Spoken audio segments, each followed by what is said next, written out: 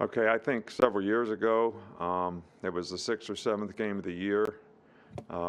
We just beat Texas A&M, and people started talking about our team, and I had to bring everyone's attention to what I referred to as rat poison.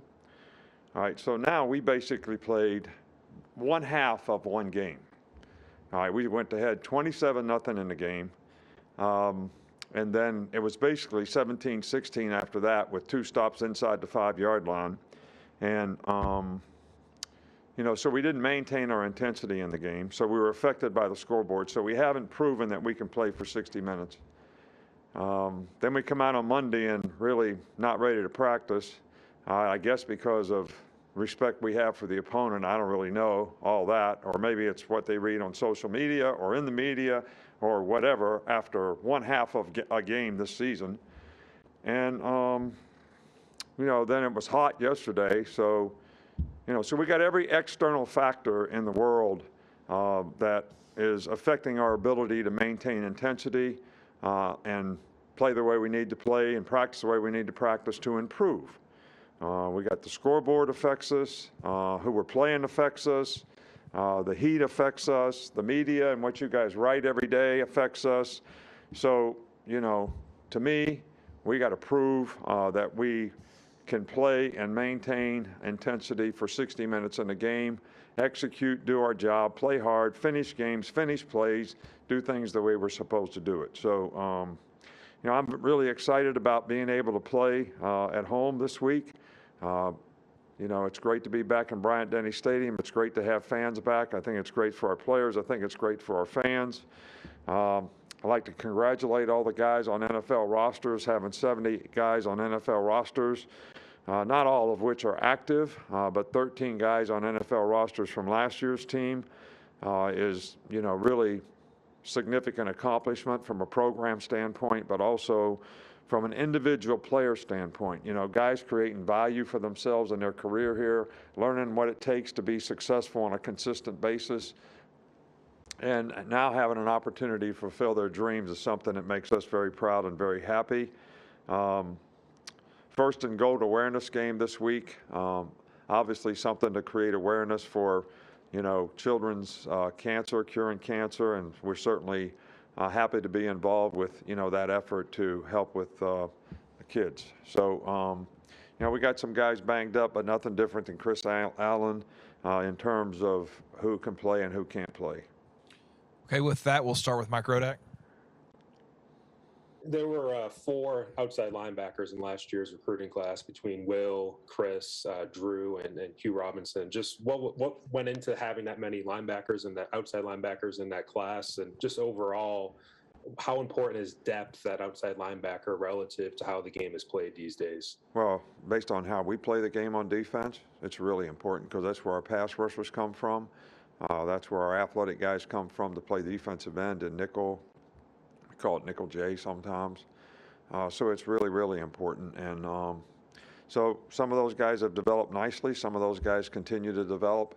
And then, we were happy to be able to recruit the guys we recruited, this year as well. And obviously when you lose a player the quality of Chris Allen, depth at the position becomes even more important. We'll go to Nick Kelly with Tuscaloosa. Hey, Nick, I'm just curious, in the first game, what did you like from the offense in the red zone, and where do you see room for improvement still? Well, we kicked 3 field goals, so, we didn't score touchdowns 3 times that we had the ball, in an area where we should have been able to take advantage and try to score touchdowns. So it's something that we need to improve on, and we'll continue to work on that. We'll go to Michael. You mentioned that you didn't like how the team came out in practice on Monday. How did you see the leadership within the locker room? How do you see them respond to that practice? Well, we'll see. That's what I want to see. I want to see, do we have leadership? Do we get people to respond? Do people care enough to understand what we have to do to maintain our intensity for 60 minutes in the game, to improve as a team, to do the things that we need to do to improve as a team, to have the mindset that we need to have? We got some guys that are, they're doing the right things. And they're trying to set a good example, and they're trying to pull other guys along. But we also have other guys that, need to pick it up and understand what it takes to practice, what it takes to prepare.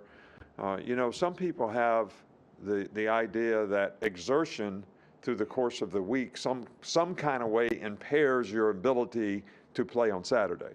But really, you got to have exertion through the week to be ready to play on Saturday. And the key to that is, how do you take care of yourself? How do you recover? How do you sleep? How do you hydrate? How do you use the Sports Science Center and all the technology we have to help guys recover so that you're going to be good on Saturday? So I think, we got some guys that got it backwards. We're trying to get them fixed. Go to Charlie Potter. Hey, Coach, you've talked about being excited about having fans back at the stadium. Just also, given the enhancements you've made over there, how much are you looking forward to actually having recruits back on campus for games? That'll be great. We weren't able to use the facilities that we created a year ago. They're very impressive facilities, and we're anxious to have people see them. Of course, a lot of guys have visited here over the summer, got to see them. But we'll certainly have more guys come to games, and I think we have, outstanding facilities, and we're always anxious to show as many people as possible the kind of commitment that we make to having a first-class organization and having a standard that's second to none, and what we're willing to invest to help them be successful. We'll go to Adam Beasley. Nick, I'm sorry, a little off topic. I wanted to ask you about Tua and Mac Jones facing this weekend. Obviously, it's a huge showcase game. Two Alabama quarterbacks facing each other, and for the first time in a long time. I just want to get your thoughts on those two guys, reaching that level, facing each other, and maybe just a memory or two of them together back in 2017. Yeah, well, both guys are great guys. Both guys did a great job for us here. We're rooting for both guys. I hope both of them play extremely well. They're very capable. Tua obviously, sort of had his, year last year to play and develop and learn and grow. And, Mac is certainly, in that situation now. And, I wish them both very well. I hope they both do extremely well in this game as well as in their career.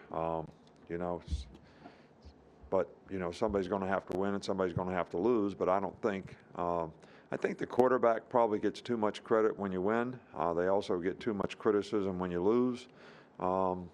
So it'll certainly be a team effort for both teams in terms of who has the most success in the game. We'll go to Gentry Estes. Yeah, hey, Nick, another throwback question for you. Being up here in Nashville, I wanted to ask about Julio Jones. What do you most remember about Julio's recruitment out of Foley years ago? And looking back, how important was he toward the growth of Alabama's program during your early years there? Well, I think, Julio was a part of the first full recruiting class that we had. He was one of the, highly talented guys at his position, probably one of the best players in the country at his position. Being from Alabama, it was probably one of the most important things that ever happened in the program, because when Julio, Mark Barron, and all these guys that came in that first class, Hightower, there's a bunch of them, 6 or 7 first-round draft picks, I think. They all came here when we weren't any good. We were just coming off of a 6-6 season or something like that. So they came here and they believed. They came here and they trusted in what we were trying to do to, create a program that, and they came here to prove something. And there's nobody that we've had that was a better leader or did more to sort of enhance the culture of toughness, giving effort, finishing plays, being a great competitor than Julio Jones did. I mean, he used to run down on kickoff and wouldn't come off kickoff team during the game. And he's one of the best receivers, in the country.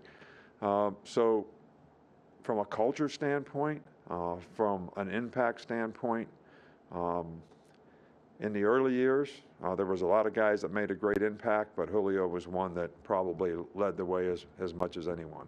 We'll finish up with Melanie Collins, excuse me. I'm sorry. We're not hearing you, Melanie. Unmute. There you go. Sorry about that. Hi, Coach. I am the sideline reporter for Sunday's Dolphins-Patriots game, and I know you addressed it a little bit, but just wanted to know, do you plan to reach out to Mac and Tua this week? And if so, what will your message be to them? Yeah, well, I usually am focused on what our team is doing. I think that, we text all 70 players in the NFL and let them know that our thoughts and prayers are with them and we wish them good luck. But we have so many players in the NFL, I don't really, reach out individually to guys and have a message for them. We do, send them a little good luck thing. But we're always watching. We're always hopeful that they do well. We love it when our guys come back. I don't know, we had probably 10, 12, 15 guys, on the sidelines this last game in Atlanta that were all, guys that were successful in the program here and having successful NFL careers. So, we're always anxious to see how they do. I always read a report every week to see, how each player did. Sunday's a big work day for us, so we don't get to see the players, play that much.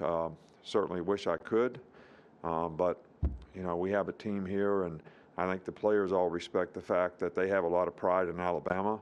I was in the NFL, and I know how much trash gets talked on Saturday night about whose team did what. So I know those guys want our team to do well too, and I think they know that I'm pretty much committed to that.